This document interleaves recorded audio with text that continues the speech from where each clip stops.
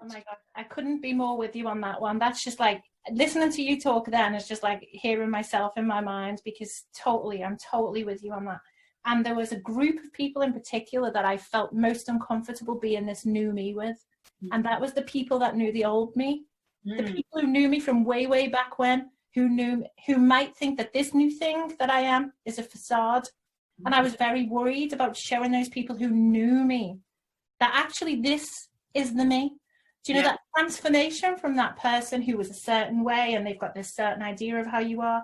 It's much easier to be how you want to be with people who've just come on board with you and they've only seen that bit of you. They've come at that point in your life.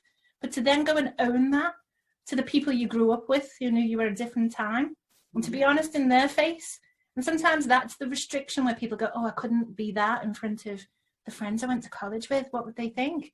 Well, you know, there's such a small pocket of people. And once you make that leap and you've owned who you are in front of that inner sanctum, then you are that. That's what you are. You know, they very quickly will forget that other person. As much time as goes by with you being this new person, at some point that becomes the real reality, doesn't it? Yeah, and they'll embrace that authentic you. Yeah. So absolutely. So we got to the point where you went through your period of reset and finding yourself again. And now you're manifesting all this creativity. It's coming out of you like in every single way. And it's like, okay, she's ready to come back out. She's ready to emerge. So what happened then where it was like, all right, she's found herself. Right. Out there.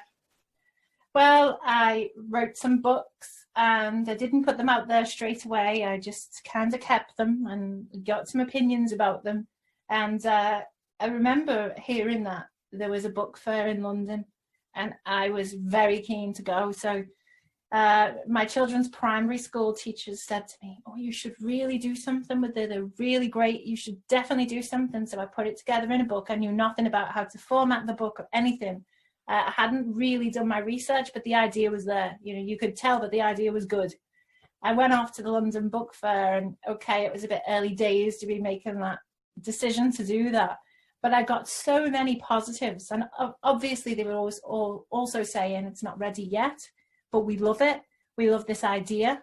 But at least from there, it made me realize my germ of an idea, the central core of my idea is sound. It is really great. And it gave me so much strength and courage to continue on that path, because unfortunately for me, I'd fallen into that mindset that some people go through, which is that age is against you somehow. So here we have all these different mindsets that are set to limit us. We have where we come from and, you know, who our friends are and how much money we have and all these things that limit us. And now comes, are you meant to be making a career change at your age? Yes, yeah. Now, are you insane? Is this a crisis?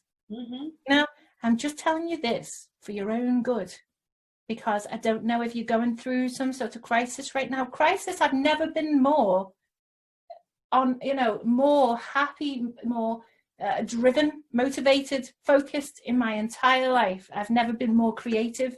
I've never been stronger, you know, and I realized what a negative society we live in that sort of renders people obsolete once they get to that certain age, which then I was approaching.